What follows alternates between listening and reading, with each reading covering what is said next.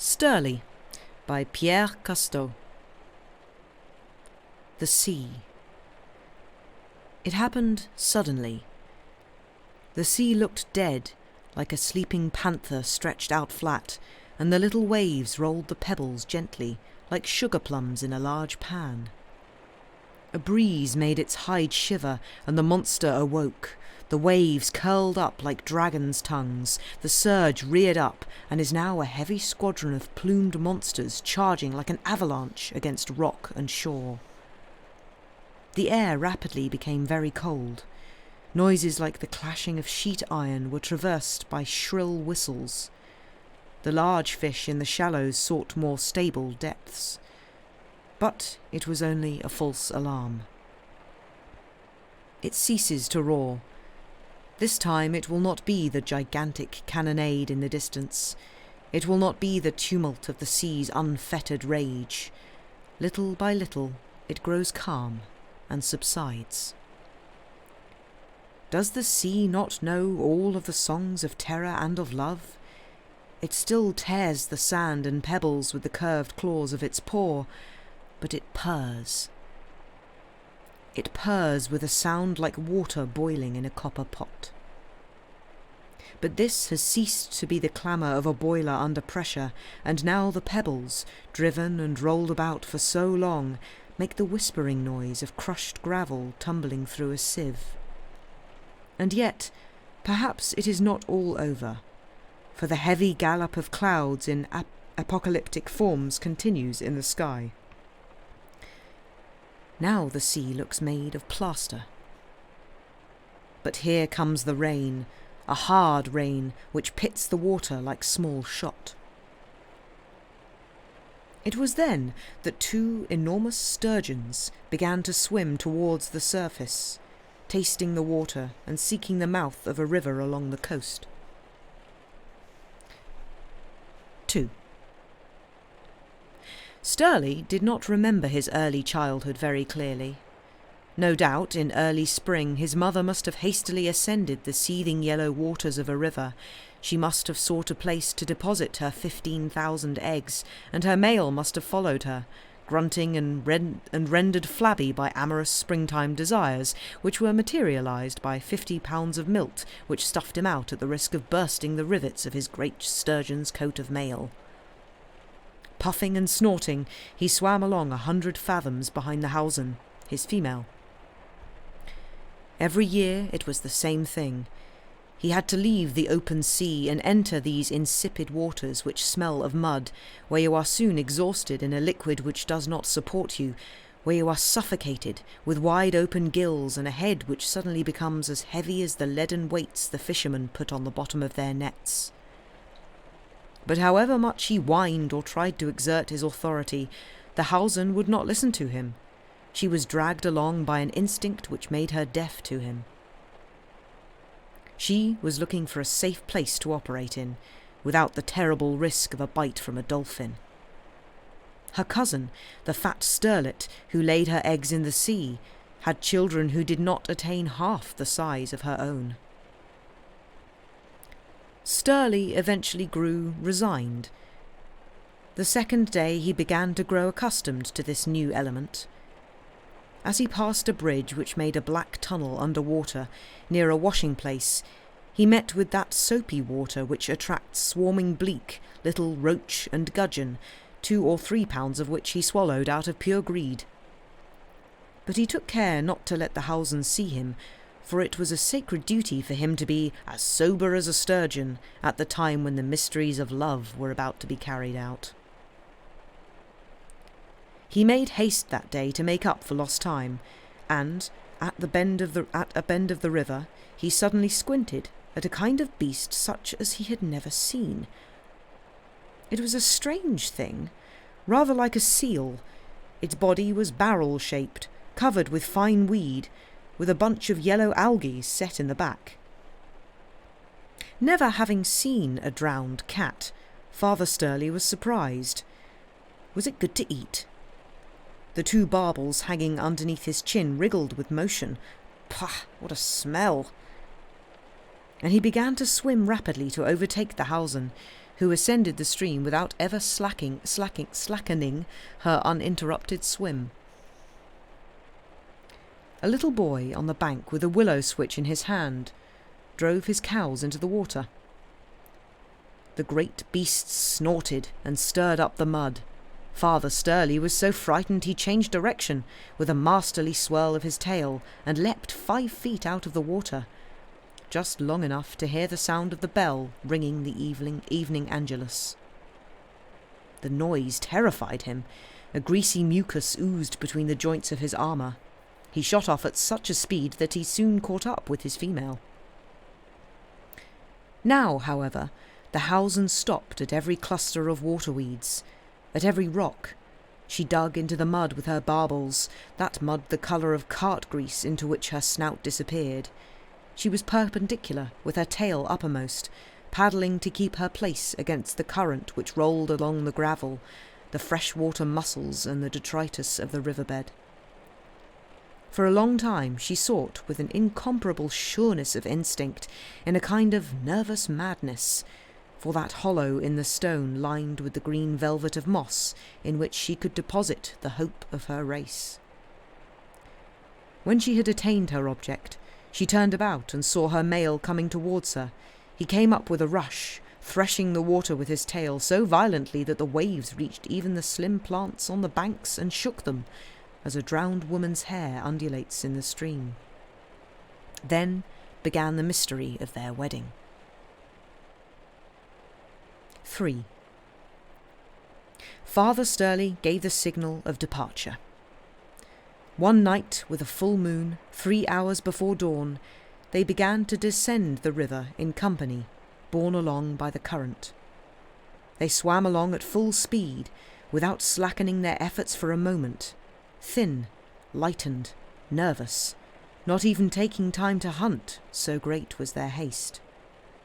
They went towards the sea with the speed of a canoe which, as it passes the bar, rushes down the slope of a mountain of water.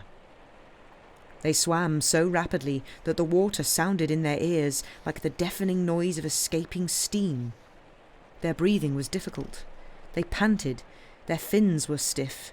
They were as exhausted as dying animals. It was a torture for several hours, and then they plunged into the open sea. They were suddenly overcome with beatitude. Their bodies floated of themselves. They were deliciously cradled. They were inundated with a new life.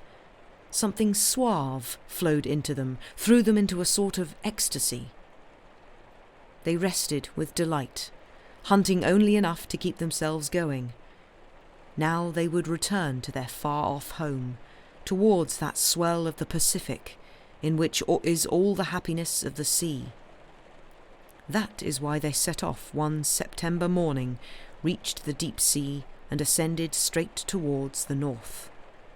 But this time the Hausen followed her male. 4. The 7th day they found a shoal of cod, and the great feast that follows love began. They ate for whole days on end, gorging terribly and awakening from heavy sleep only to begin again. It was the period when their coats of mail seemed to be breaking asunder, for they increased prodigiously in weight, and this made them so nervous they killed for the sake of killing, out of pure exasperation, without even eating their prey. They were replete, half crazy. 5. Some time later, a sort of imperceptible little comma of transparent gelatin, so transparent that even the pike touched it with their blunt snouts without swallowing it, came down the river on the current and gradually approached the muddy waters of the estuary. This tiny lavra was one of the sons of Sturly and the Hausen. Now this lava's parents, had returned to their normal life. But they were really 2 fine creatures. Father Sturly weighed about 800 pounds, and the Hausen measured almost 3 yards from the end of her tail to the tip of her long snout. 6. Young Sturly, we shall now speak of him simply as Sturly, who had learned all the details of his birth from a grown-up relative who had told him about his own love affairs and was amusing himself by initiating this youth with an air of superiority. It was Shong, the sturgeon of the Baltic.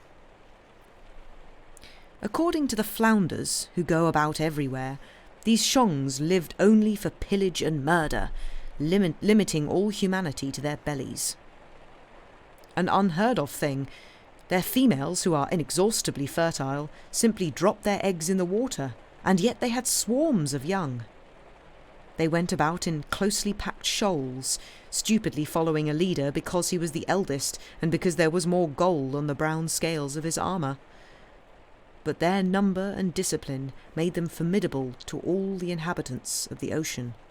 Sharks and dolphins, even the grampus and the rockwhile did not care to venture into the middle of them, and contented themselves with nibbling at the fringes. Sturly detested them because they were eaten up with pride. Sturly had formidable relatives. There was Sterlet, his cousin of the Caspian Sea, a sort of disarmed dreamer who in conversation extended every subject until it was lost to sight, like a too great horizon indefinitely enlarged. There was Kunhas of Canada, born in a gigantic river into which men threw such quantities of enormous trees from the neighbouring forests that the floating wood formed a kind of parquet flooring on the water. Leaping sturgeons, weighing 200 pounds, had broken their backs by falling on the logs.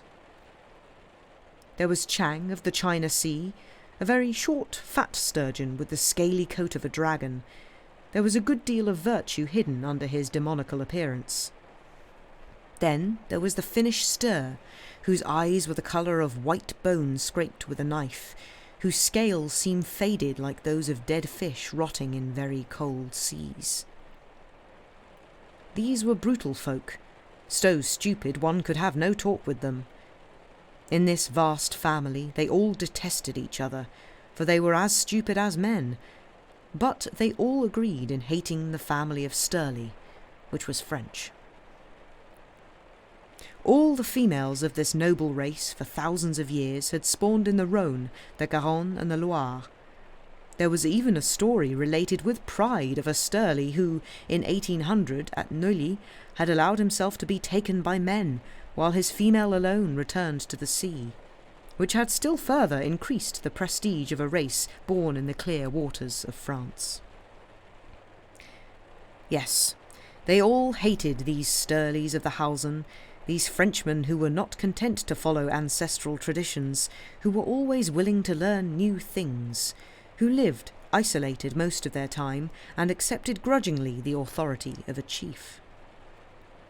They were a little like those men Pascal speaks of, who desired to kill their neighbours because they lived on the other side of the river. In their case, it was only more or less salt water between them. 7. Sturly was born near Chinon. As we said before, he looked rather like a gelatin comma. He swam just enough to keep his equilibrium, that is to say, like a puppy walking along and hopping on its hind legs. He was invisible to large fish, and even to the little bleak and minnows who suck in the water at the edge of the banks and feed on the imperceptible creatures which collect here and there. Then the current carried him out to sea, and immediately he seemed to wake up to life, to feel that he was in the charge of a good nurse. But the impression he felt was completely different from that of his parents when they had come down the river a short time before. Instead of feeling that he was swimming in clear, free water, he felt as if he was sinking like a wretched lead weight, sinking in water as heavy as pitch. It was all very vague to him, and his eyes alone, which were really active, noticed the dying light and the thickening darkness as he continued his descent into the depths. He was still far from the bottom when he felt himself stabilized, and, after a few dives and risings, he found himself floating sideways. A salter, cooler current turned him in diminishing spirals like the volutes of ammonites, Then his soft gelatin stuck against something velvety, a rose-coloured seaweed. He instinctively wriggled his tail and found himself swimming horizontally. Up till now, he had been like a soul without body wandering through life, since he was transparent. But suddenly he was amazed to perceive a fine network of bones through his flesh. This effort so wearied him that he lost consciousness and swooned. The swoon lasted a very long time. He looked like a dying larva stuck to a seaweed and barely breathing, but this movement of the mouth was just enough for him to suck in mechanically the plankton which floats a little below the surface in minute particles, so that food began to be visible in his belly, and his enemies began to see that he existed. Little by little he seemed to come out of his swoon. Life filled him drop by drop, and then suddenly his skin formed and became visible. He began to swim, and to be conscious that he had a body which needed food and defence. He went on in this way for some time. It could not be said that he swam, although he held himself in a horizontal position, but his head was too light for his body, and continually brought him to the surface, forcing him to scull hard with his tail to keep himself decently in his line of swimming. Nature was already beginning to nail on his body tiny crown pieces like soft horn, which soon became plates in a calcareous armour, enamelled with colours and hard as metal. About this time, a complete transformation took place in him. First, he now saw his prey and began to hunt with discernment. His impression was not so much that of learning many fine new things as of recollecting them. The instinct of his race came to his aid, and he now made gigantic strides in the art of living. To begin with, his armour held him in like a tight corset, and he swam with the clumsiness of young fish who always give themselves 10 times as much exertion as is necessary. But this was excellent training from which his muscles gained hardness and suppleness. For some time he had left, without perceiving it, the pelagic regions where nature works out her mysteries far from the curiosity of men, and had drawn near the coast, which is encumbered with the greater part of the creatures living in the sea. For everything related to the water collects at the bottom of unfathomable depths, or hurries towards the walls of land, which are the boundaries of oceans. He had done with drinking the milky plankton of the great nurse, and was already hunting little fish, disgorging with a hiccup the large ones which he had tried to gobble down without measuring their size. His soft little teeth and soft cartilages became bony, and he felt himself to be a young adventurous sturgeon, full of resource.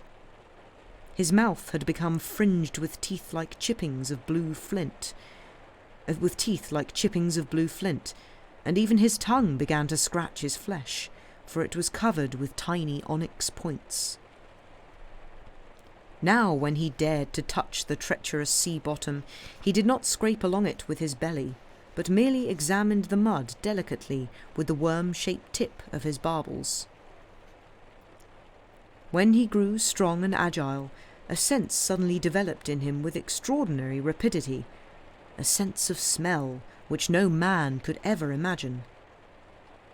Their sense was so violently sensitive that nature had given him a veil by which he could sometimes shut out a power which would have ended by deranging him.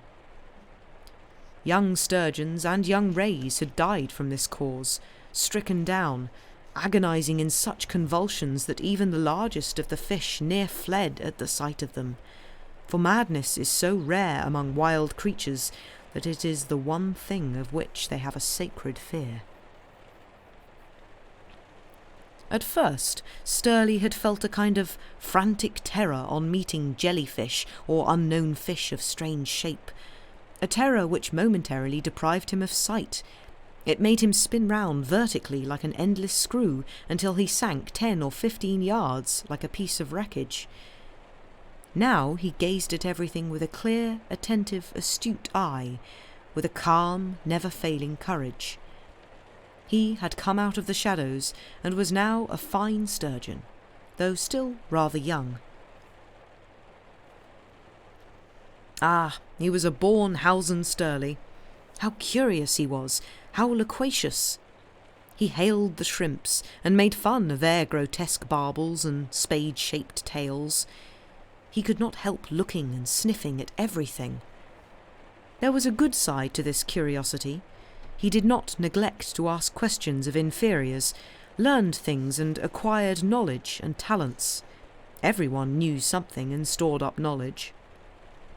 There were some stories which nevertheless seemed stupid to him. Shong had told him that in ancient times his ancestors were served on a golden platter, presented by freedmen and accompanied by slaves playing on the flute, out of consideration for the nobility of his race and the fineness of his flesh. He boasted that he was a Roman emperor's dish, and Sturly could not see that there was any reason for rejoicing at the possession of ancestors who made a distinction between being eaten by a slave or adorning the belly of a Caesar. Either fate seemed to him equally detestable. Shong had called him a Republican, and his hatred for the Frenchman had doubled. What? A paltry creature like him attack tradition? Did he disdain his elders who possessed inspired wisdom because they are older? It was madness. Sturly did not listen to him.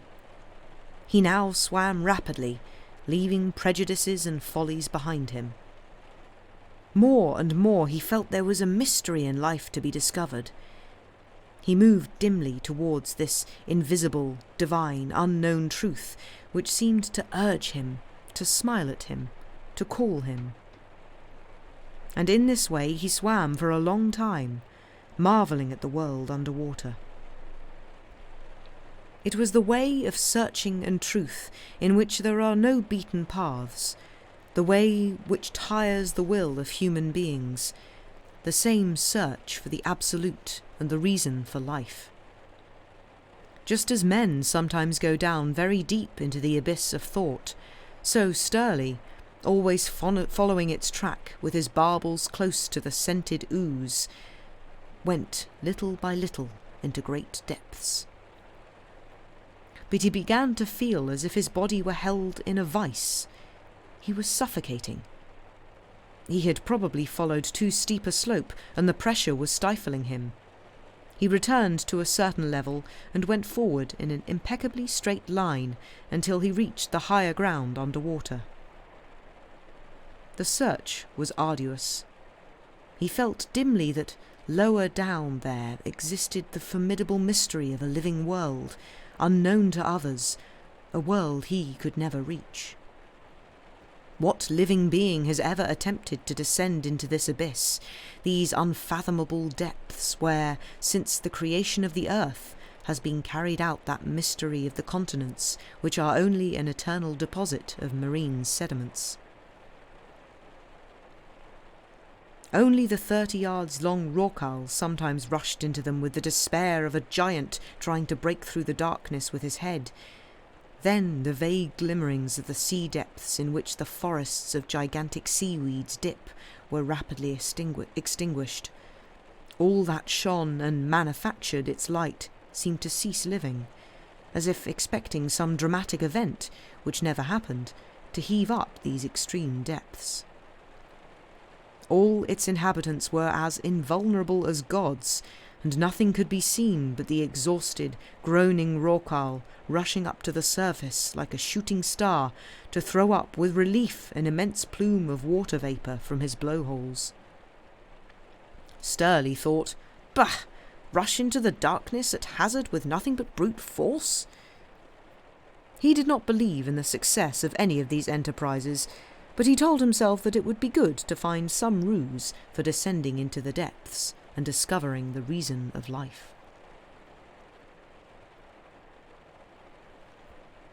8.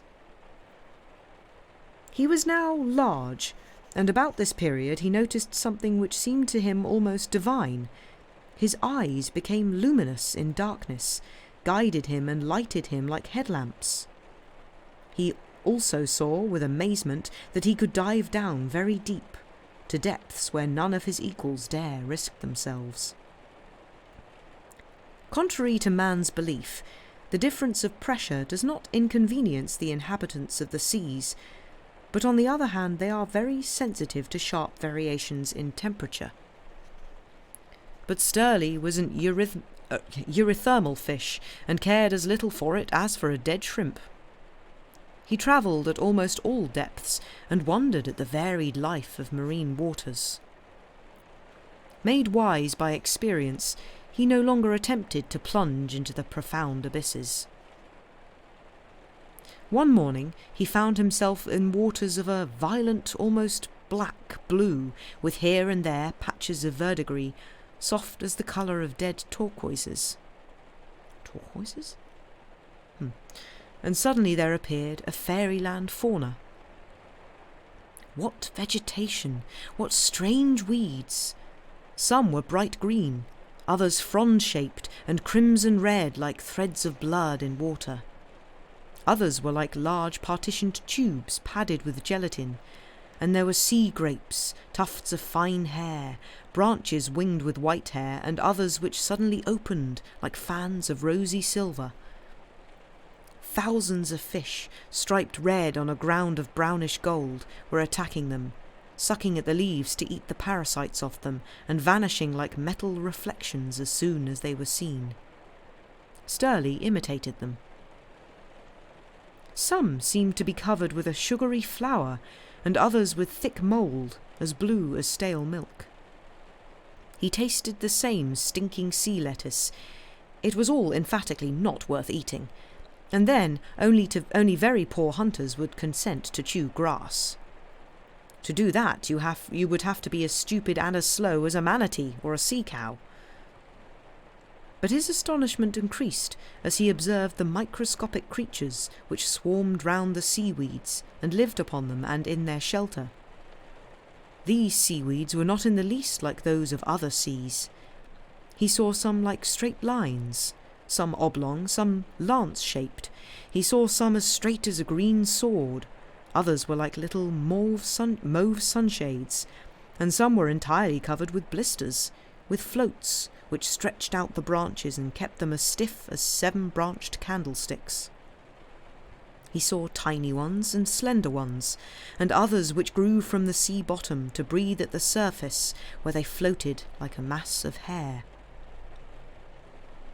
Sturly returned to the surface and tacked along the coast.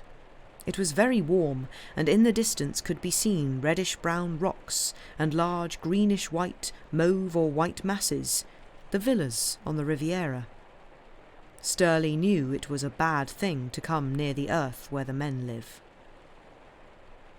He felt a kind of inordinate desire to go to the coast because the great wild creatures of the sea never risk it for fear of grounding. Suddenly he leaped backwards. He had spiked himself on a kind of globe armed with spines. He was very wary of hogfish, who camouflage themselves and watch for their prey half hidden in the mud. Sometimes you fail to notice them and hit your nose on their poisoned spines. It was like the day when he thoughtlessly swallowed a little one alive, which had nearly killed him. But this globe, what could it be?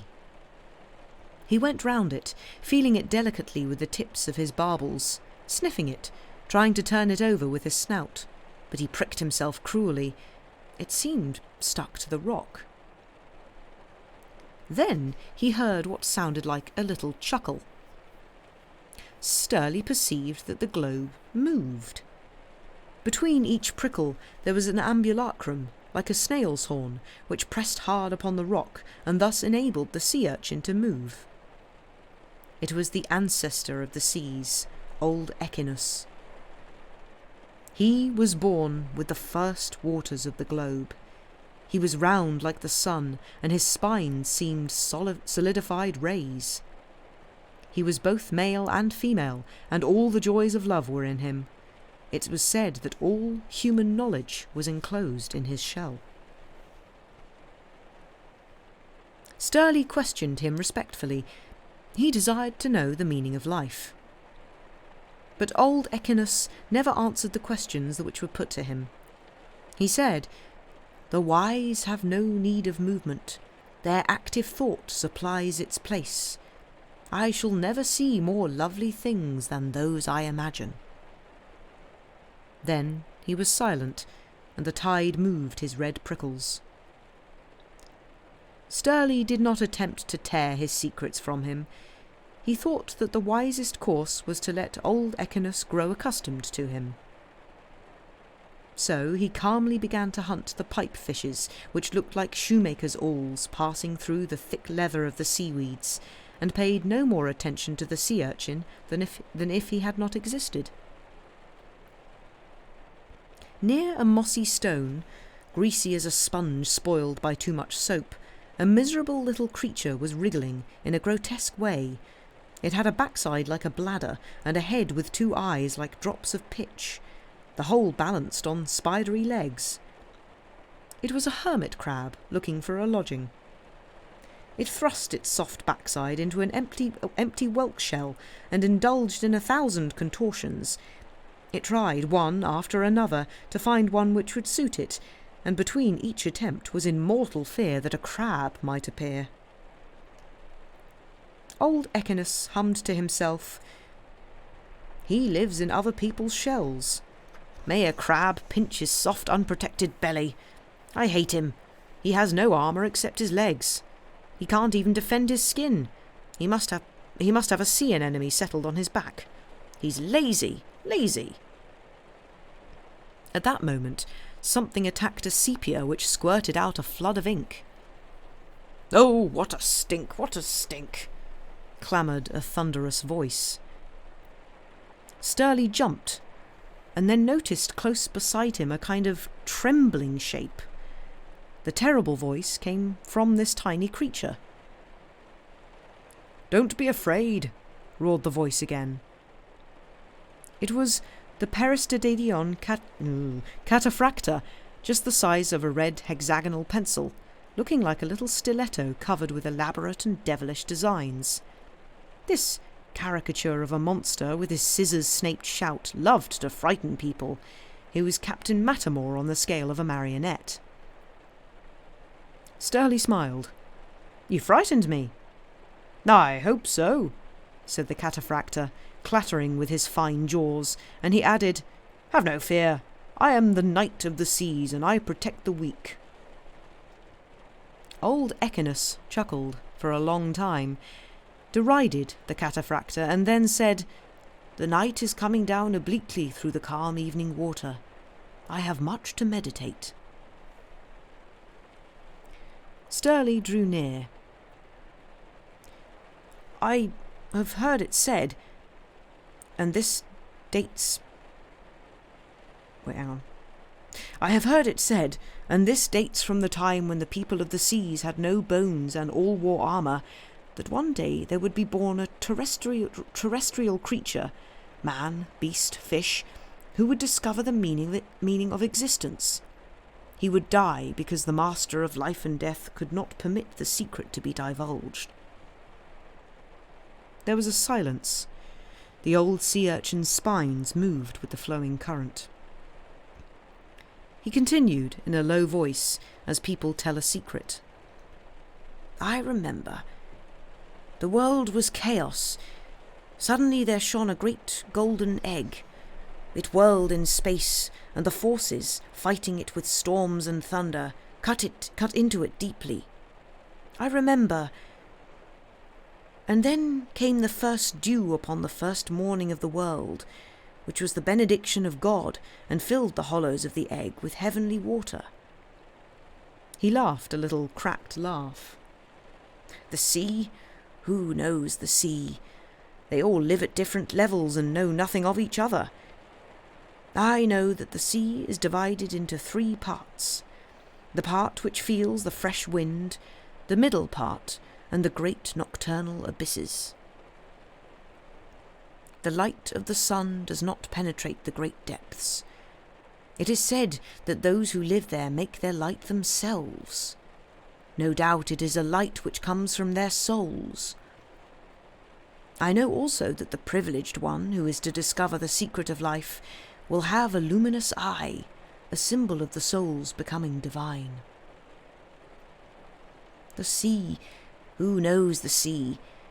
He would have to ponder the voracious instinct of sharks, to consider the grotesque self-consequence of rorquals, codfish, the imbecility of eared seals.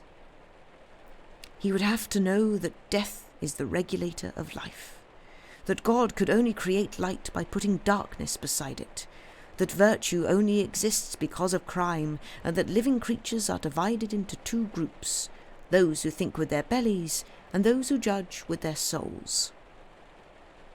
"What an old bore!" exclaimed the cataphractor. Sturly clattered his jaws, and the cataphractor fled like a red pencil line on green paper. Then he said, "Father, take pity on my ignorance."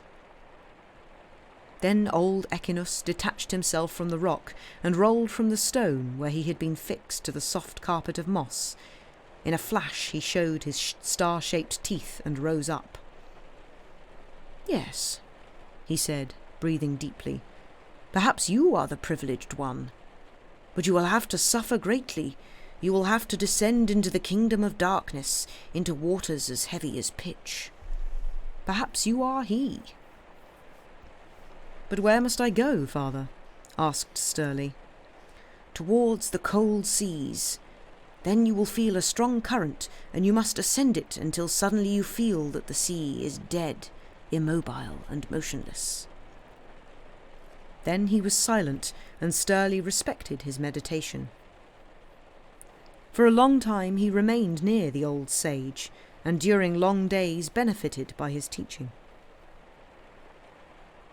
9. The night had come, and suddenly the sea was on fire. They were the noctilucae, microscopic amiculae, infinitesimal grains which glittered like imperceptible beacons. There were incalculable numbers of them, and the phosphorescence was produced by all these scintillations. Sturly rose to the surface. The sky was pitted with stars. A fishing boat with lowered sails was returning to the port, whose entrance could be seen, marked by red and green lights. The prow of the boat tore the black cloth of the water, and from the open furrow there rose the glow of emeralds and topazes. Like wings plucked of their feathers, the oars dipped in the water, at each thrust lifting up necklaces of precious stones, whose beads broke and let them fall. A breeze came up, and the black boat, tossed about by the waves, now seemed surrounded by will-o'-the-wisps. Sturly dived deep and dashed full speed for the open sea. 10. He fled from the Mediterranean coast, from the blue umbrella pines on the powdered glass sand, from the tamarisks with their green hair brushed back by the rough wind of the open sea, from the pepper plants with their round seeds like small shot. He fled from the shallow waters where the tangleweed seemed trimmed to an equal height by scissors, where the depths were darkened with green clay, where there sometimes passed the winged shadow of the screaming seagulls. He knew too well those level sands, soft as the tongue, that mud which lay like colour fallen to the bottom of a pot of paint, where the red starfish looked as if crucified. He went continually towards the open sea. One morning he came into cold water. The sea breathed heavily, like a gigantic woodcutter whose axe falls to the rhythm of his breathing. Sturly had reached the edges of the Breton coast, all broken rock, opposing an obstinate granite head to the furies of the wind. At some distance from the coast, the salt-stunted fields became naked, and there was nothing but menhirs and dolmens, which looked like phantoms rising from the ground and petrified in their shrouds. In these cold waters, the struggle for life had something harsher about it. Each creature hunted for its belly's sake, and the battles were implacably cruel. The flounders and soles, thrust into the sand, were the most ferocious. In their youth, by dint of swimming on their bellies, one of their eyes had been displaced, and moving round their narrow head, had finally placed itself above the other eye. They were admirably camouflaged, and, like many of the inhabitants of the sea, had the faculty of varying the pigmentation of their skin, growing paler over sea bottoms of clear rocks, yellow in sand, spotted with brown or green ochre over mud. Sturly feasted on them. His barbels very quickly detected their presence, and he snapped them sideways. Prey was more difficult to capture, but seemed better to him in these cool waters. Shoals of mackerel and cyanide were his favourite food. Sometimes a heavy fish, looking as if sheathed in black India rubber, with a spade-shaped tail, came by, and Sturly quickly avoided him, dreading those ruffians of the sea, the enormous porpoise and the grey grampus. This was indeed the deep sea, where one could observe beasts which were like plants, and seaweeds which moved themselves like animals, thanks to their floats. This water, which contained gold, silver, arsenic, zinc, bromine, iodine, and so many other chemical products, was as pure as ether. All the inhabitants of the sea laboured at wonderful arcana. The winds lashed the waters, heavy with dissolved animal cells, with the innumerable and almost invisible nation of protozoa, soapy waters whose light foam was slashed and driven by the wind like myriads of bubbles. Life swarmed and elbowed death, for it was also an immense necropolis which drifted about all corpses, from whales 30 yards long down to the small fry reduced to the size of a comma. But the air wedded the water, burned up all decomposing products, oxidized the carbon, transformed it into carbonic acid, which gave life to seaweeds and permitted innumerable varieties of animals to fabricate their shells or their carapaces. And all these strata, indefinitely increased, formed the bone structure of continents and rose in layers like pots placed one in another. No doubt it was the same with men's thoughts. Generation by generation a whole science of life took form and grew. Sturly passed near very large red seaweeds, almost black it was so dark. Sometimes there darted by the glint of a scale with a mother-of-pearl glow. In this way he swam for a long time very rapidly, then stopped.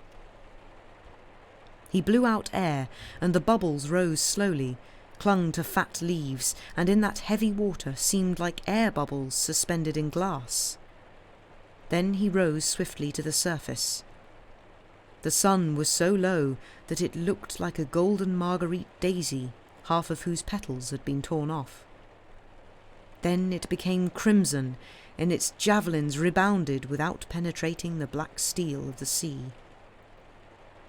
At last it plunged into the waters, like a sacramental wafer of blood. And it was thus that Sturly... 11. And it was thus that Sturly reached a forest of seaweeds, whose stems were as large as the pillar shafts of a temple. At a certain place there was a kind of semicircle in which strange creatures were swimming. An electric blue light gave the picture a fairyland appearance. The first fish was round, squat and scarlet, and looked like a strawberry swimming with its green tail. This was the Pagrus, formerly adored by the Evannites. It was said he had given drink to the goddess Isis, and his descendants, remaining in the red waters of the Nile, informed the inhabitants of the coming inundations. "I am a god," he said to Sturly, and his eye looked like a spangle of mica in the pulp of a fruit. Then came a mullet of fine silver, who told Sturly that he alone was of divine essence, For thousands of years he had been worshipped by Egyptians, Lydians and Syrians, but faith had departed from the world.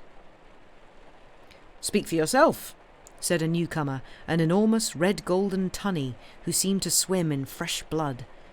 "I am the only son of the fish in the zodiac, and there are Pelamides on the medals of Byzantium." A murena, looking as if edged with a border of topazes, opened its ferocious little mouth, bristling with teeth, and swimming as one crawls, said, "At the feast of the Piscatori they offered small fishes, tiny congers and murenas, to Vulcan." Then appeared a monstrous eel, tun-bellied and long as a ship's mast, and his shrill voice put them all to flight. "When a demon stole the sacred book of the Vedas and fled to the depths of the sea, Vishnu, the only god, took my shape for his first incarnation. And I was his second avatar," proclaimed a voice of thunder. It was a turtle, enormous as an island. Innumerable seaweeds and millions of parasites had installed themselves on the horny shell of his monstrous carapace.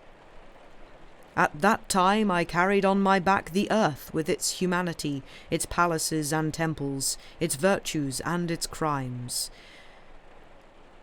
And they all howled at once, "I am the only god, adore me!"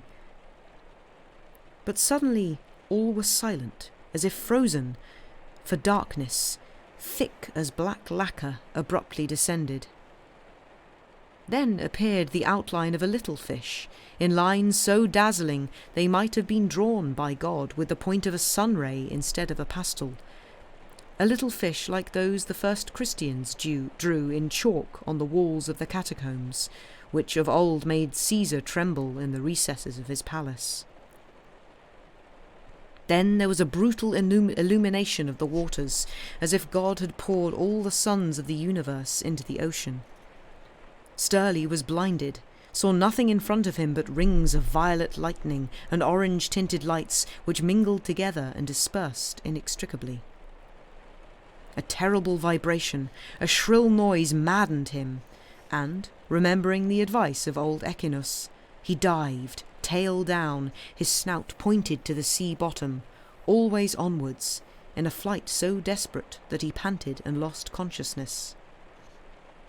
Now, little by little, he regained consciousness, and the sea sang in his ears like boiling water. He felt crushed by this liquid mass, to the point of dreading that it would break the rivets which held together the plates of his body, like those of a boiler under too great a pressure. Little by little the disordered movements of his heart grew regular. He came to himself and looked about him. There were seaweeds, slender as silver ribbons, and here and there shone a branch of coral. The mud was a yellow-green, soft as firm grease, and because the light of the sun never penetrated these depths, in this sombre mass, where certain blind crustaceans dragged themselves along, there were only pallid, wretched-looking fish who made their own light. Sea pens, sea fans, polyps, animal colonies enclosed in arborescent limestone made, as it were, hedges of interlaced twigs, burning bushes forming oases of light, a whole miraculous vegetation of glittering precious stones. In the interminable wandering, undertaken in search of the meaning of life, Sturly had swum in many strange waters. He had crossed the Black Sea, morning waters, where at a depth of 200 yards the sea was poisoned by decomposing organic substances which stank of sulphuric acid. This, said Echinus, was like that part of humanity which is not vivified by the sun of intelligence.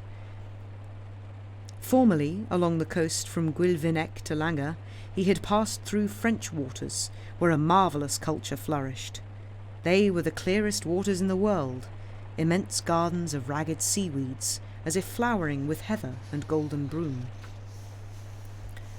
At the mouth of the Avon, near the island of Rajeuneux, he had found what looked like forests of palm trees and hothouse flowers with walks of rosy sand, where, said Echinus, sirens used to appear.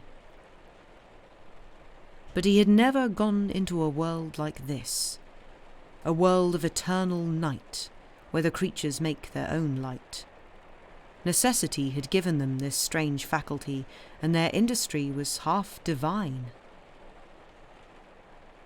The peoples whom nature has favoured are idle, consequently uncultured, but there the aridity of the locality had forced every living thing to efforts, persevered in for thousands of years, which had achieved the most surprising results.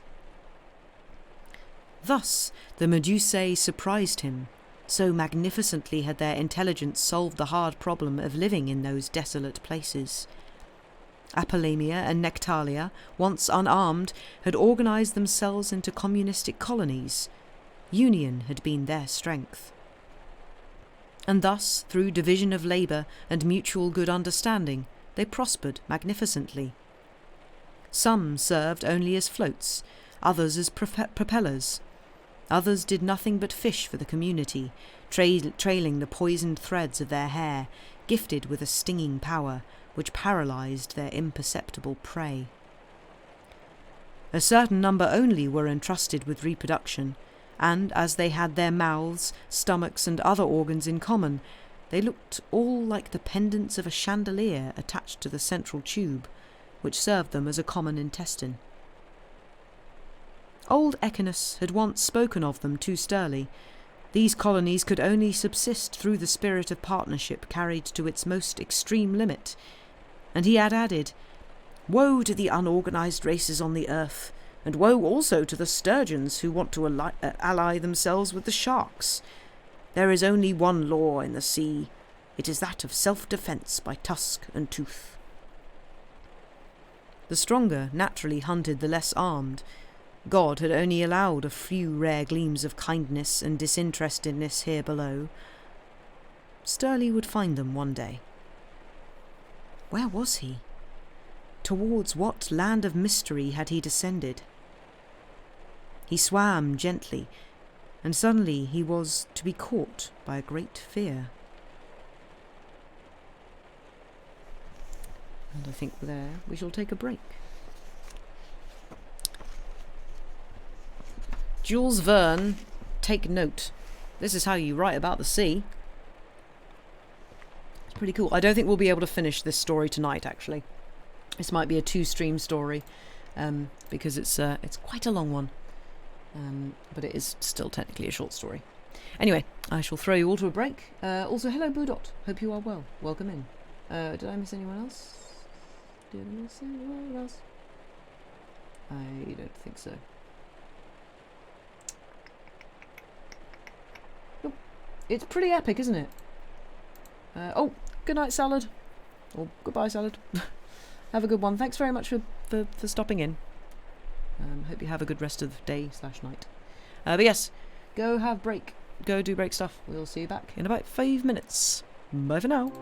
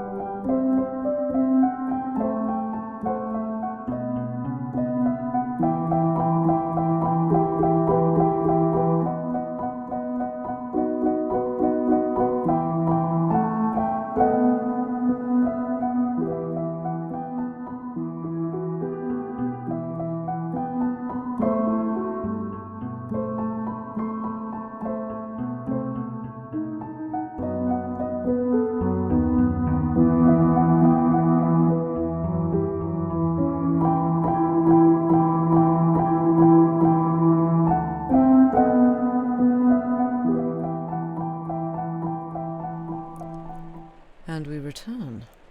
Welcome back, everyone. I hope we have had a good break and done break-related things. I have made myself a cup of tea.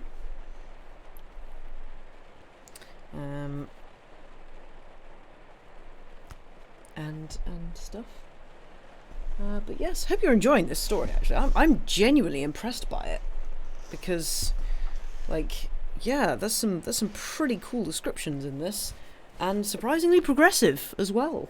Because turns out stuff in the sea is kind of weird. So yeah.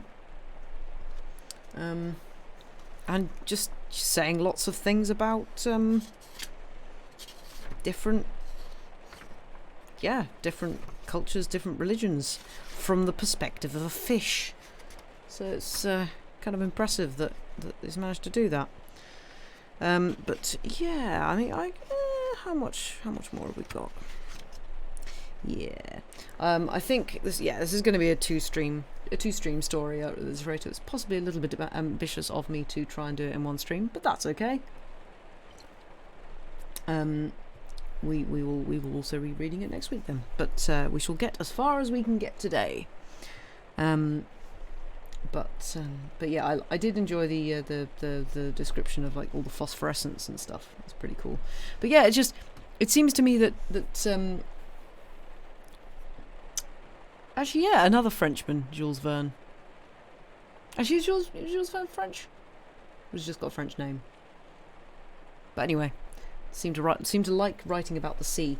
But it strikes me the difference between this and 20,000 Leagues, because 20,000 Leagues, there's some nice bits of description, but the vast majority of it is incredibly scientific and matter of fact. Whereas this somehow manages to bridge the gap really nicely. Like, it says some scientific words and things that I can't pronounce, but Jules Verne was French. Cool. All right, thought so. Thanks, Boo. Yeah, and it's just we're getting some science in here. We're getting some knowledge about fish, but we're also getting some kind of cool story and fun descriptions. So yeah, good job, Pierre Custot. Who I now wonder if he's any relation to Jacques Cousteau. Maybe, I don't know. I tried to look him up, couldn't find anything about him. But anyway, I hope we are sitting comfortably. Shall we continue on our... You were giggling at the knowledge of fish. Yep. Yes, it's pretty great. Yeah, shall we continue reading about fish? Because why not? Particularly fishy stream, this one. This is what happens when an author falls down a 3-day Wikipedia rabbit hole about fish and has to do something with that knowledge. Yeah, well, no, that's what Jules Verne does. That's what happens when Jules Verne goes, hey, I've just Googled loads of fish facts. Do you want to know about fish? This feels a little bit... Oh, boo, stop. Stop with the puns. Yeah, this feels like... This doesn't feel necessarily like someone's Wikipedia'd something. This feels like someone is trying to make themselves sound like a very erudite. It's like someone's... It's basically, this is someone's thesis, isn't it? A little bit more. I don't know. I'm just rabbiting on. Anyway, shall we continue? Let us continue. What are we on now? Why has everything got Roman bloody numerals? 12. He had seen cetaceans with bellies streaked like the hulls of rowing boats, octopuses which beat the water like immense paddle wheels, stretching out arms as large as masts, on which were opened suckers as large as portholes, and yet he had never been struck with such a stupor. What was this strange creature? Was it one of the ancient queens of the sea of whom old Echinus had spoken, a siren? She was very tall, mail-clad from the belly to the tail with emerald scales, and her belly was of rosy mother of pearl. She had a face like the marble goddesses of the buried city, and behind her bubbles of light mingled in swirls. She looked at Sturly with an irresistible smile. I am the Queen of the Sea, she said. Who are you? She inquired precisely about him, playing all the time with the large necklaces of fine pearls which were about her throat and loins. It was the first time Sturly saw laughter on a face created by God, and it charmed him infinitely. Her voice was an enchantment, and it was as if she had but to speak to be in the right. She made fun of the old, doting, melancholic sea urchin, whom one never knows how to deal with, and this did not annoy Sturly. She expressed surprise that he should have come so far down into these abyssal depths where darkness and silence reign, into waters heavy as mercury. He had been among the gods, he was seeking the meaning of life, and certainly all these religions had taught him nothing. None could tell him the secret which gives the proof of survival, and it was through divine predestination that he had been able to contemplate the sign without being struck by blindness and madness. She indeed had heard it said, at least 10,000 years ago, that one day there would be born a privileged being who would find out the mystery, but she had never believed in it till Sturly came. "You are here," she said, "in the kingdom of beauty and light. Beauty is the one shred of light God has granted us here below. Your search is impossible, for the secret of life and death is everywhere and nowhere. All living beings carry the secret in them, like a seed which death alone germinates."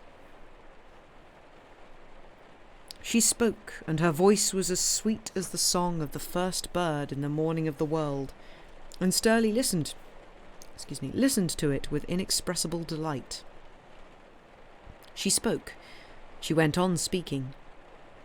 She said things which he did not understand very well, but which nevertheless seemed to him divine. It was an enchantment.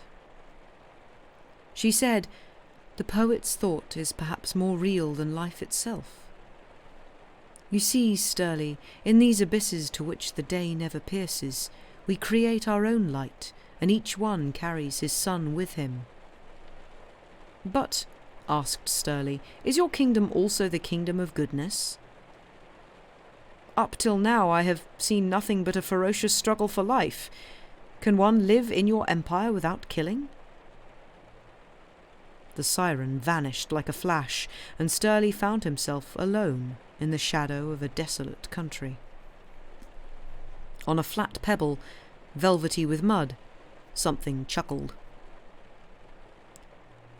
But for the chuckle, Sturly would not have recognised in that soft globe without spines, which only moved thanks to a few ambulacra, soft as snails' horns, and as cautiously as a blind man's fingers, a sea urchin of the Miocene period, old Echinus.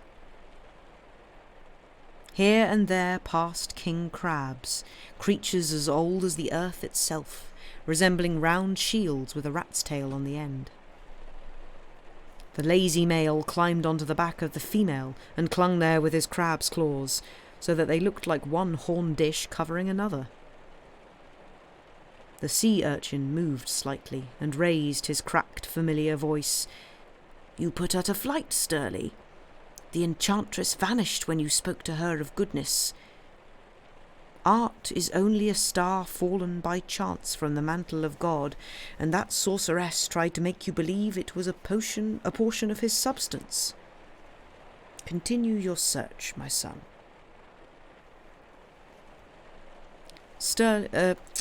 13.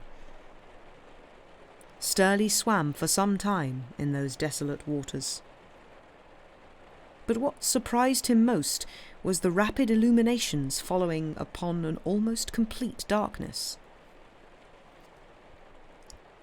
The sea above him sometimes looked like a dome spangled with stars, fire balloons, or luminous flowers.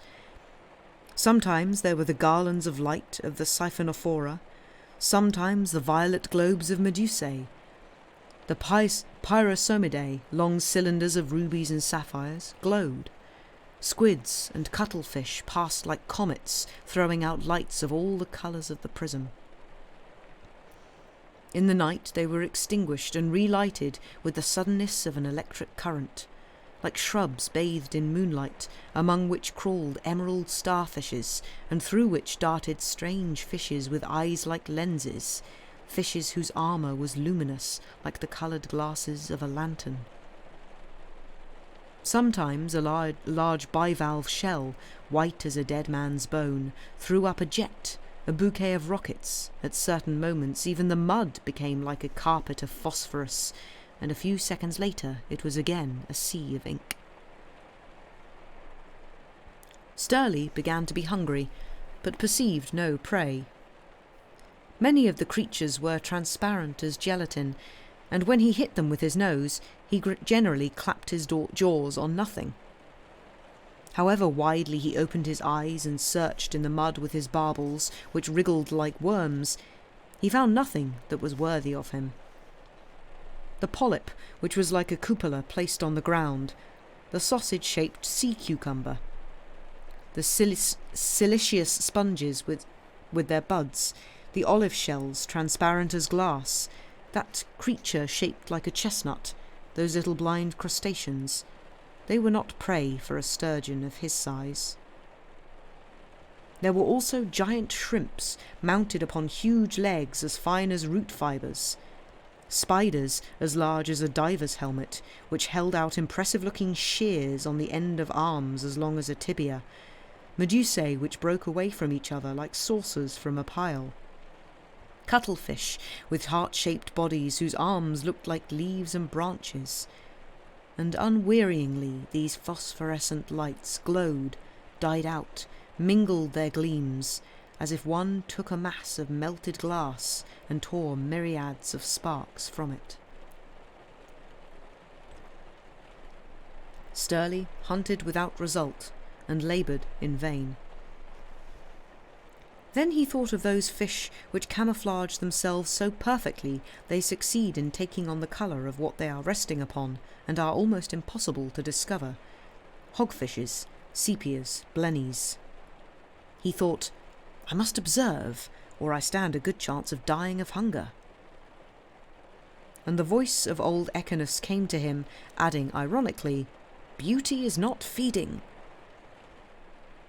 Sturly hid behind a coral bush and pretended to be dead.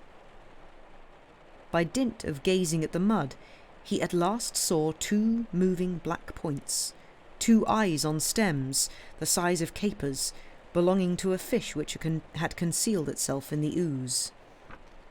Sturly rushed out at full speed, unearthed it with a push of his snout, and held it in an instant in the vice of his jaws. He was at the height of astonishment, thinking he had made a double capture. He dropped his half-dead prey and examined it before swallowing it. It was the first time he had seen such a thing. This fish had the faculty of swallowing prey larger than itself, and of holding them under a stomach so elastic that it formed a kind of enormous bag underneath, larger than the fish itself. In spite of everything, it was meagre fare, and he returned to his ambush. Certainly, Sturly, especially recently, had seen many strange animals, but he had never contemplated a more curious creature than that which now came swimming gently towards him. It seemed to be a pelican's head, with a long beak and flabby pouch, and no body, diminishing suddenly to the dimensions of a whiplash. Furnished with 2 searchlights of prodigious power which it could extinguish at will, it moved its pencils of light over the mud in search of prey. It was the Eurypharynx. Eurypharynx. God. Another fish so perfectly camouflaged and kept so perfectly immobile that it turned its light on the first fish without being seen. A moment later, Sturly saw to his profound astonishment that the hunter now directed rays of yellow light. He had seen the necessity for a complementary colour to detect the presence of his prey. But the other rapidly let loose rays, super-complementary colour, of a blue so intense that it completely annihilated its enemy's light, and there was a duel of rays of lightning-like rapidity. These 4 flaming swords flashed, met, disengaged, grew dull, clashed in clusters of sparks, while all else that lived in these profound waters was extinguished. Sturly put an end to the combat by gobbling them both.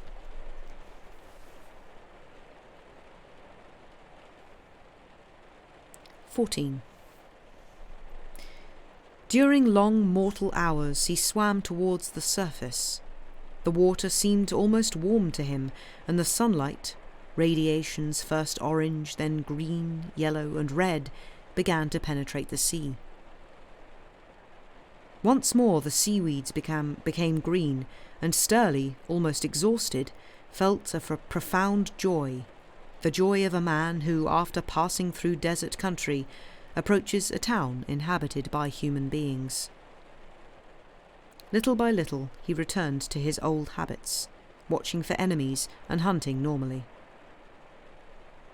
He had risen from the basin of Corfu and the Ionian Sea, and was passing along the coasts of Sicily in the Mediterranean towards the island of Elba. A shore instinct showed him the track. Sturly had it from old Echeneus that this track was everywhere and nowhere, but he went on just the same towards that enchanting coast where he had heard the unforgettable voice for the first time. From time to time he rose to the surface.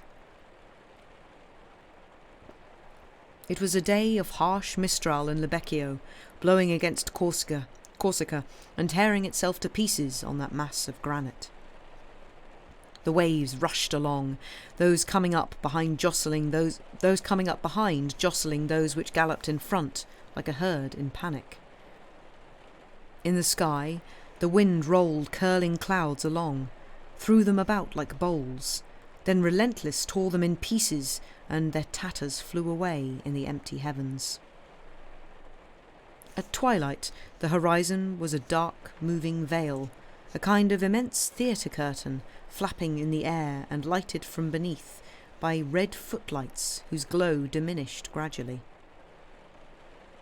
Each billow was marbled with foam, which the wind scattered about in yellow flakes, and the water seemed to hiss and smoke. A steamer passed, dancing heavily. A shoal of porpoises and grey grampuses cried excitedly, "Let's follow it! Let's follow it!" And they indulged in acrobatic plungings to their heart's content. To do this, they had even abandoned the pursuit of a shoal of anchovies, above which flew a flock of gulls, terns, and blue-mantled sea swallows. And that evening Sturly made great cheer.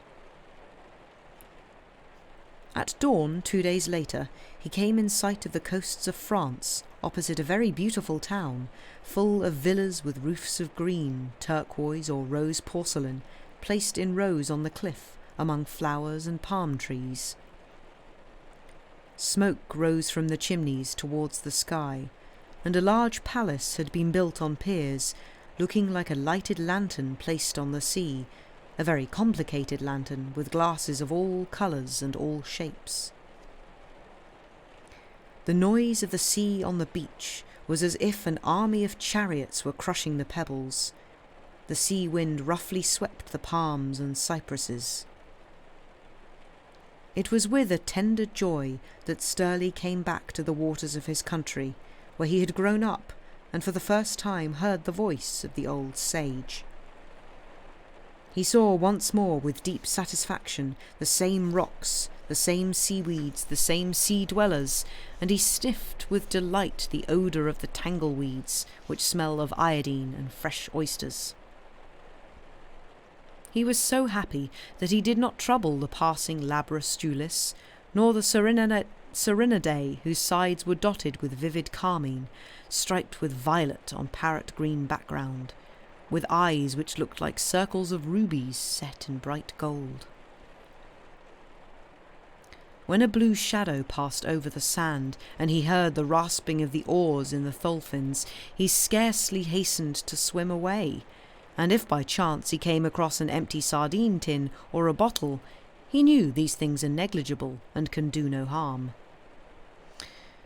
Sometimes there floated by on the surface a piece of cork whitened by the sea, or rotten oranges. Sturly did not care. He only watched for the danger of approaching too near the coast. He felt happy as a traveller returned to his village who feels moved at everything, and if his barbels sought nervously in the ooze, it was less to hunt than to discover old Echinus. A hidden sepia squirted its ink under his snout, and, closing up like a doll's umbrella, made off end foremost.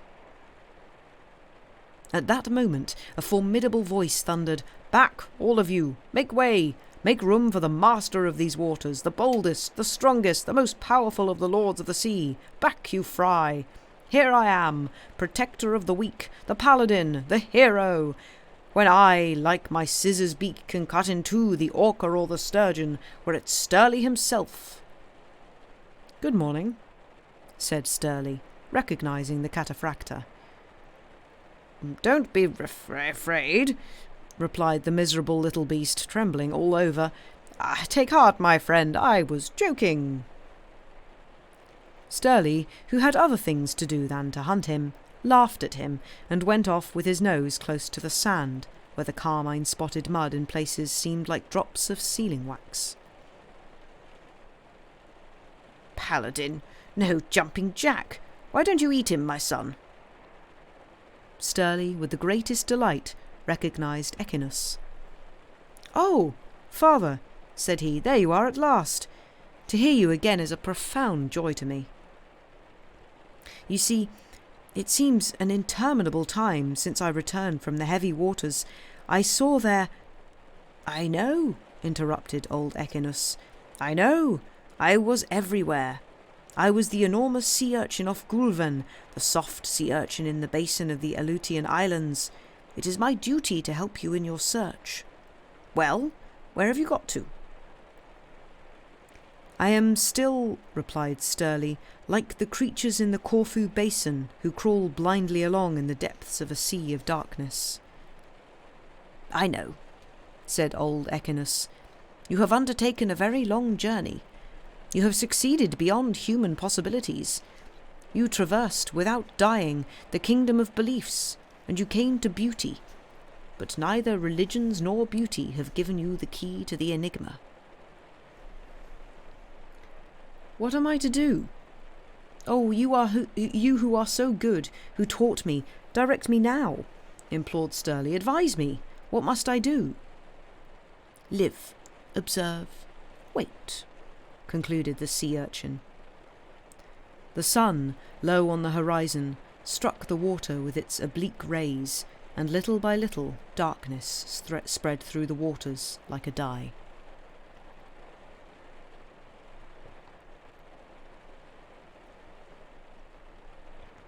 "15. Sturly observed the sage's advice strictly.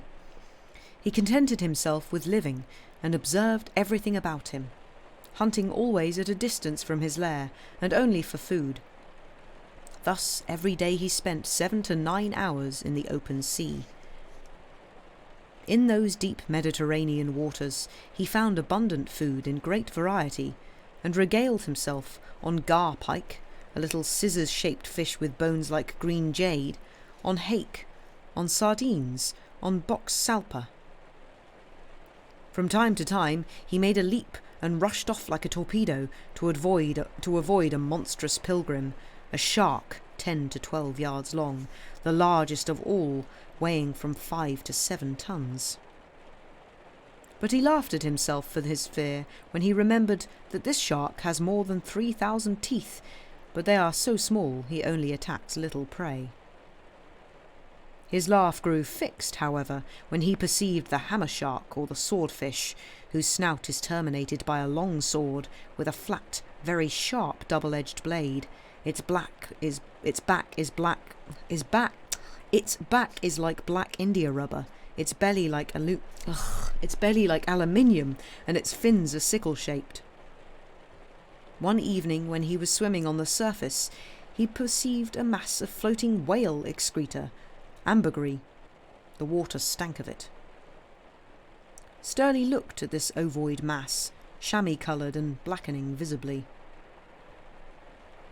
In the evening, old Echenes told him, "The creatures who live on the earth prize it highly, and their females rub their skins with it. You have seen sandhoppers, the fleas of the sea, a little gelatin in a mica corset, delightedly cleaning up the dead bodies brought to the shores by the sea." "I despise such people," asserted Sturly. "And why despise living creatures because they have not the same tastes as you? That is a curious weakness and very unworthy of you.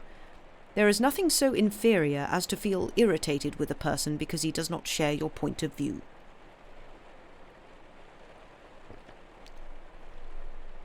16. The sea, that spring morning, cradled the light spread on its waters. Old Echenes said to Sturly, "Now is the time of love. Soon you will have to leave me, my son." And as Sturly prepared to leave, "No, don't go. Stay a little longer." The sun was already beginning to warm the water, and the ooze, grey as putty, rose in opal bubbles. "In the beginning of the world," declared the sea urchin, "God created life." "Father," interrupted Sturly, "why did God create life?" "To exist. He made it with black and white, with south and north, with negative and positive, with good and evil." "Could not God," asked Sturly, "God, the omnipotent, create a life which would be pleasant to living creatures?" "God cannot be illogical and go against truth. Since nothingness made room for life, there had to be suffering here below so that there might be happiness. Everything is relative except divinity itself. This was the period when God created time, which measures our acts, time which is only a delusion. Does it morally exist when you sleep? 1,000 years for the Madrepora are only a few seconds of your life." This was the period when he fashioned the worlds with a little of his divine flesh, his blood and his tears. The fold of his robe was filled with them, and he sowed the stars at random in the sky. "Father," said Sturly, "when death comes, do we wholly die?" "Perhaps Topane will tell you, but it is a secret. It is a secret." After that he only replied to Sturly with grumblings. Then he said, "We all devour each other, but goodness, alas, so minute, grows slowly but surely. It uses all means to succeed. It is called interest and habit to its help. Look, there is an example. Look to my left, there, under that bunch of seaweed." It looked like a walking sponge of red india rubber. A strong odour of phosphorus made Sturly nervous. It was the Dramedium, carrying on its shell a sponge in which it conceals itself. "You see," says Echenes, "the partnership is perfect. The crab feeds the sponge, and it serves the crab as a refuge and defends it, thanks to the phosphorus it distills. Interest unites them, but habit is such that when the sponge dies, the Dramedium dies of grief too. If you knew the men who live on the earth, you would know that there is no social position among them which has not its pendant among us. Do not confound parasitism, of which you have so many examples in the sea, with the honourable partnerships from which disinterested friendship is born. You know the remora, that little fish with a sucker on its head, fastens itself on the skin of whales to get itself carried about. The remora performs no service to its enormous host, who welcomes it from pure kindness. And that large Medusa, armed with thousands of poisoned darts, see what goodness it has. It allows that shoal of little fish, of horse mackerel, to hide under its globe at the first alarm. It is the same with the Fiersaffer, that tiny fish which lives inside the shells of oysters. When it dies, the oyster has the goodness to dress it in a shroud of mother of pearl. Besides, if you wish to see the most honourable of understandings, look." Sturly observed attentively.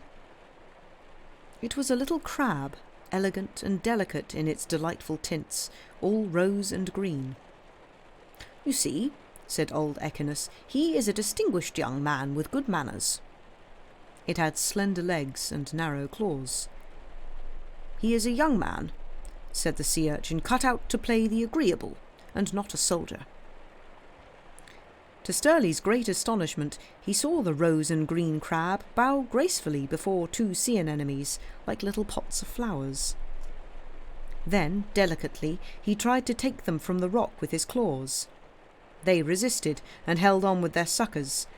Then he smoothed his hand through their hair, as old Echeneus said. Indeed, he caressed their mauve petals with his green claw, making 1,000 absurd contortions. Finally, these two virtuous persons, charmed by the good manners of the young dandy, grew languid, softened, and let themselves be gathered. He went off triumphantly, carrying one in each claw, as if he held a bouquet in each hand.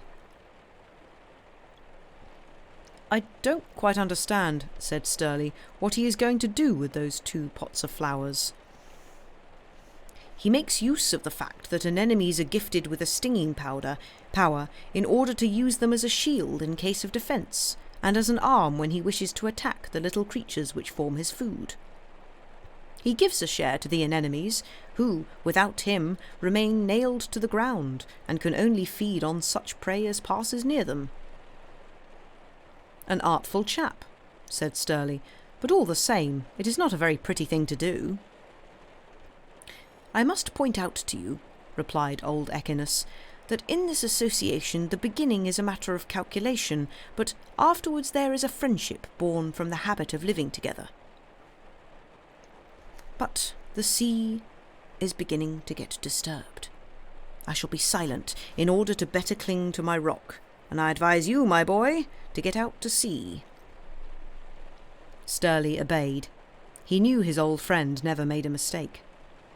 He went out to sea and rose to the surface.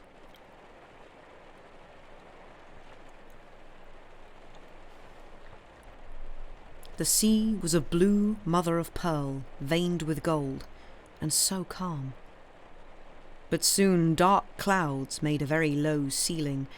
The sea became slate black, and suddenly, without one being able to understand why, the waters dashed together and the swell came from afar, disorderly as a riot. As soon as he dived, Sturly ceased to feel the movement of the irritated waters. There, in the deeps, life continued normally, not at all disturbed by the bad weather which dominated the superficial layers of water. It was there that, settled in the midst of clusters of aquatic weeds, Sturly observed a kind of partnership of an astonishing sort between an animal and a plant. It was one of those worms which are found in damp sand. These planarians welcomed in the interior of their tube-shaped bodies the microscopic green cells of algae. The plants furnished the animal with its provision of oxygen, and in return it gave the plants the carbonic acid which it could not have extracted from the sand. My dear Echeneus, thought Sturly, is always talking to me of goodness. But in all this I see that these partnerships are nothing but a continual exchange, and that whatever he says, disinterestedness is but a vain word. "Halt! Don't move, or I slit your belly with a dagger stroke of my snout. I am the paladin, the hero, the protector of the weak, the lord of the sea. Glory be to me, honour and glory." Sturly, who had recognised the cataphractus, said, "What the deuce are you doing here in 100 fathoms of water? It really isn't your place. You'll get yourself eaten, and I advise you to clear out a little faster than that. Well, did anyone ever see such a little idiot?" "I am the protector of the weak. I am the paladin.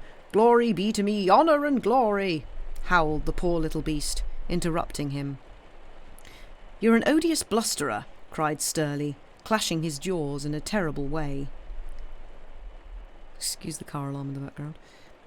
But the poor creature, who was to Sturly what a musketry bullet is to a large shell, did not go, though he trembled and stammered, I am the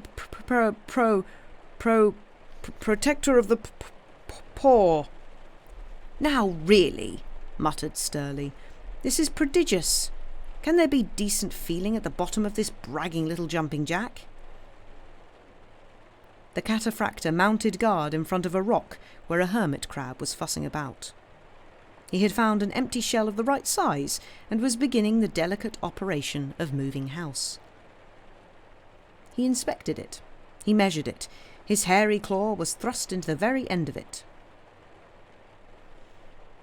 The wretched creature, which had no armour except in front, trembled for its flabby abdomen, that part of him which seemed flayed of its calcareous shell and which was a valued feast to so many enemies. The cataphractor, grotesque and heroic, mounted guard, but so stupidly, shouting continually, "Back, all of you! I am the protector of the weak," that he roused all the prowlers of the sea. But Sturly's presence intimidated them, and they did not dare to approach. Meanwhile, the hermit crab went hurriedly about his affairs. With his large, stemmed eyes like lentils, whose gaze seemed to touch objects, he observed the surroundings, feeling everything with the fine tips of his antennae, and vibrating the two little comb-shaped soft horns which enabled him to taste the water, to smell it. Obviously, this whelk shell suited him. It was neither too broad nor too narrow. On the old shell, a large brown sea anemone was in anxiety. Was he going to leave it there? It was accustomed to this friend which carried it about. It was again a partnership, a symbiosis, as scientists say. It defended its friend, who greedily tore up prey, but left it enough to feast on, and carried it about. Was he going to leave it on this empty shell? By no means. He began a long speech to persuade it of the necessity for following him to his new lodging. But this excellent person, at bottom it distilled the most cunning venom, was hard of understanding, and friend hermit crab wasted his low genuflections. It did not understand what was expected of it. It had opened all the petals of its soft crown, which was a sign of peace, but that did not show precisely that it had understood what was required of it. At last the annoyed hermit crab plucked it off with his claw, and triumphantly placed it on the roof of his new dwelling. "And now off we go!" cried the cataphractor. "Behold, all of you! I protected him! I am the paladin! I am the lord of the sea! Glory and honour to me!" "You begin to annoy me," said Sturly. The cataphractor fled away without asking for the remainder. "All the same," he went on, "these understandings between different races do represent a moral progress." "Can you say that?" said a little cracked voice. "He, what a misery!" It was a wrasse, rich with inexhaustible colours. Green, mauve, canary yellow and ruby glittered on its skin. For the last fortnight, a sophopod, a kind of woodlouse, had taken up residence near its eye. Clinging on by its claws, it fed itself in a strange manner. A sardine was suffering from the same disease. A shrimp had become humpbacked, for an undesirable had lodged in its back. There was even a crab which lived in it and emptied it of its... there was even a crab which dragged along a yellow bag, the extremity of a parasite which lived in it and emptied it of its food. And all lamented, "Why should we suffer thus? Why?" That evening, when Sturly related his day to old Echinus, the sea urchin replied simply, "The time has come. Now you must go and continue your search." 17. Never had Sturly seen the sea so calm. It seemed rather swooning than asleep, for its breath could not be heard. Along the rocks a slight lapping, rocks black beneath the moon, with hollows looking as if rubbed with quicksilver. On the beach, the sheet of water with its short ripples did not even move the pebbles. The moonlight fell through the water as the reflections of broken mirrors would pass into it. He had set out again on his search. He dawdled no longer with his nose level with the mud. Now he went forward like a sea greyhound, swimming in a supple, regular way, maintaining his speed straight to the goal. And once again he saw the same sights: slimy fish with white porcelain bellies, crabs of brick-coloured cardboard, blue lobsters splashed with ochre, eels of black silk, turbots with skin as soft as that of white gloves, wrasses of green jade, lumpsuckers with pustulous skins, round and fat as the calves of the leg. But it was an almost effaced vision, so rapid was his advance. A fish swims in the 4 directions as an aeroplane flies, and at an identical speed. When, for example, Sturly swam from above downwards in a spiral, he had the impression that the sea bottom was coming turning up to him. Often he had to reckon with the submarine currents which hindered his progress. His journey lasted for long days, during what seemed an interminable time. There was a dreary extent of immense waters. Then suddenly the bottom rose in the neighbourhood of a coast. There was an island of red sand planted with coconut trees, or there were rocks hollowed like sponges, with pagodas which had faience roofs ornamented with little gold bells, surrounded with camphor trees. Another time it was near a land fertile as manure, where orchids grew. Canoes with men whose skin was as black as that of a dolphin.